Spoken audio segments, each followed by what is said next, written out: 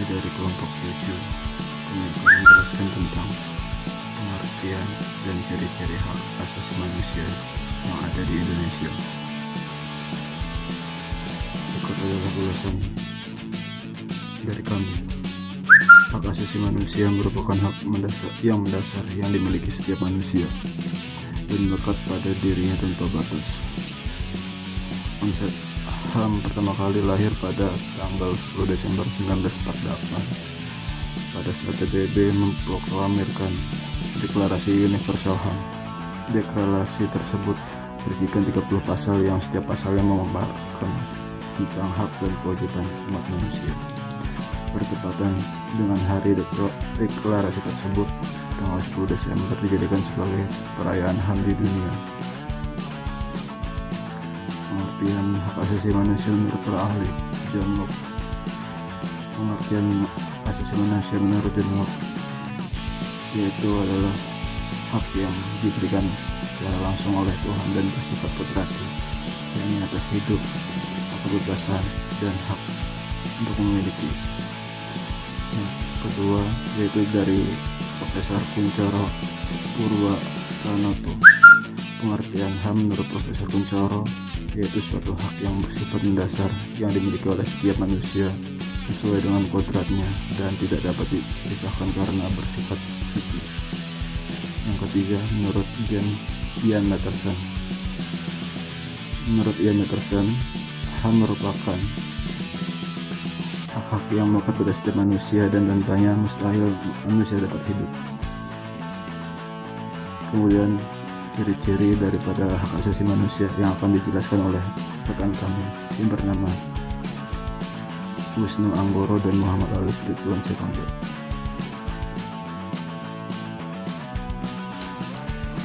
Satu, bersifat hakiki. Maksud dari hak asasi manusia bersifat hakiki ialah bahwa hak manusia telah ada sejak lahir, bahkan masih dalam kandungan, sehingga tidak dapat dihilangkan atau dihapuskan. Artinya secara garis besar HAM itu merupakan kodrat yang telah diberikan Tuhan untuk manusia. Manusia sebagai makhluk hidup memiliki hak-hak yang harus dipenuhi. Maka secara aturan dan hukum dinamakan HAM, hak asasi manusia. Seperti halnya pada masa kerajaan zaman dahulu. Seorang raja memiliki kewenangan sepenuhnya atas rakyat, dan hal itu tentu bertentangan dengan hak asasi, yang pada akhirnya perilaku tersebut ditentang rakyat. Bagaimanapun hak asasi ini akan terus ada dan hidup sepanjang masih ada di kehidupan manusia. Apabila ingin menghapuskan hak asasi berarti harus mentiadakan manusia itu sendiri.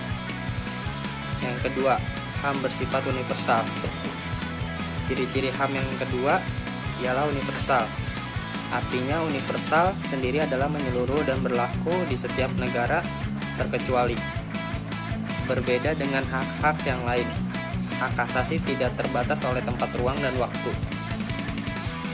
Dimanapun manusia berada, HAM harus dihormati dan dijunjung tinggi. Maka dari itu, jika kita menengok ke belakang, PBB melakukan deklarasi di Wina menyangkut penegakan HAM. Dalam deklarasi tersebut, setiap anggota PBB termasuk Indonesia menyepakati bahwa hak asasi memiliki sifat universal. Di samping penegakan, HAM bersifat universal dapat diartikan juga HAM tidak memandang kedudukan, agama, ras, usia, suku, dan lain sebagainya. Setiap orang memiliki hak yang sama sebagai manusia. Dan yang ketiga, bersifat tetap atau tidak dapat dicabut. Ciri-ciri HAM selanjutnya ialah bersifat tetap. Artinya hak asasi akan terus ada dan melekat dalam diri manusia, tidak dapat dicabut. Seperti pada bagi-bagian sebelumnya dijelaskan bahwa HAM merupakan anugerah yang tak ternilai dari Tuhan. Sekaligus hak ini merupakan pembeda manusia dengan makhluk lain. Hak asasi manusia tidak dapat dihilangkan atau diambil secara sepihak. Hak ini terus akan hidup dan ada di dalam manusia.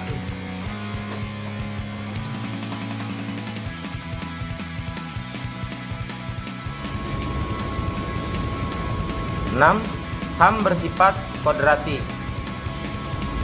Saya telah menyinggungnya pada ciri-ciri HAM secara khusus, yaitu HAM bersifat kodrati. Pada bagian ini hanya ingin memperjelas saja bahwa arti kodrati adalah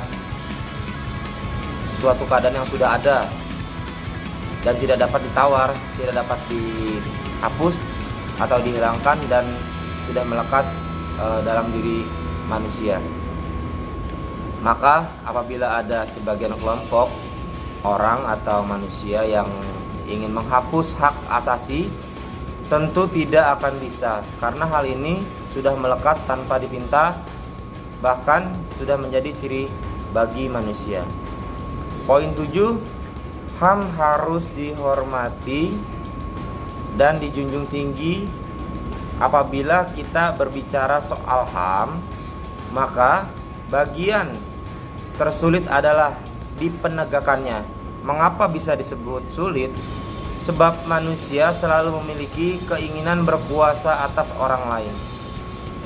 Sejarah dari masa kerajaan sampai masa sekarang, masa demokrasi ini, telah mencatat berbagai macam pelanggaran HAM, baik berat ataupun ringan. Bahkan tidak jarang kasus-kasus tertentu tidak dapat diselesaikan sampai sekarang, saking sulitnya menegakkan HAM.